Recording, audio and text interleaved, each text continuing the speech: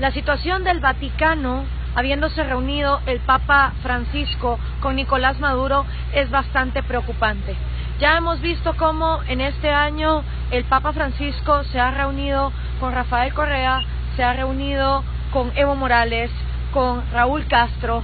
y no hemos visto por parte del Vaticano tomar con seriedad la cantidad de violaciones a los derechos humanos principales que en estos países se están violando constantemente. Hablo del derecho a la vida, de la cantidad de presos políticos que existen en Cuba y en Venezuela. Hablo del derecho a la propiedad privada, donde la gente en estos países ha sido arrancada y despojada de los recursos y del fruto que con el sudor de su frente han tratado de sacar a sus familias adelante. Y por supuesto, hablo también del derecho de todo ser humano a la libertad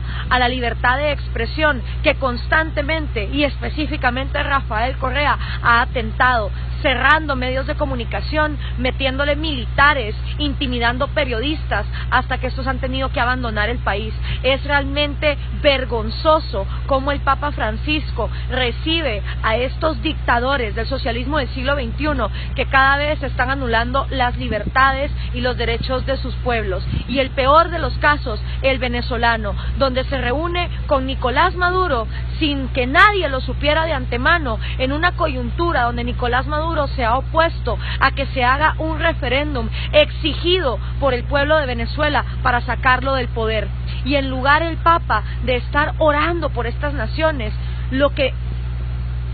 estas naciones realmente necesitarían es una condena oficial y una condena real por parte del Vaticano, porque si bien es cierto, los principios cristianos llaman a que todo individuo es merecedor de una vida digna, de sus libertades y de su propiedad, del fruto de su esfuerzo. Esos son valores con los que los cristianos comulgan, y cuando vemos a un papa que se rehúsa a reunirse con las damas de blanco, mujeres que son golpeadas, vapuleadas y llevadas a prisión por tratar de entrar a la Iglesia Católica en la isla de Cuba, y que con ellas no se reúne, pero sí se reúne con dictadores como Raúl Castro, y no tienen ningún reparo en decir algo en contra de todos los años y las décadas en que esa isla no ha habido libertad, realmente es vergonzoso. También es vergonzoso que el Papa Francisco condene el mercado, cuando el mercado no es más que la voluntad de miles de individuos comerciando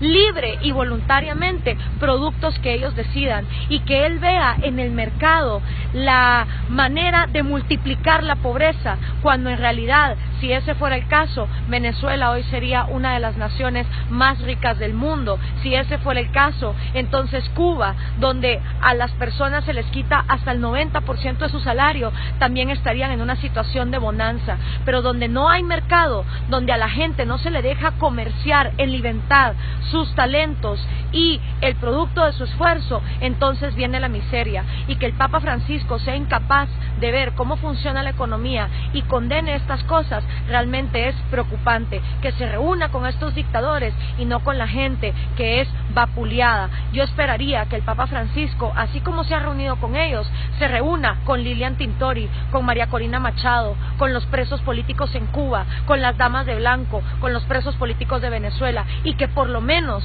tenga la amplitud de mente de escuchar las dos versiones. Para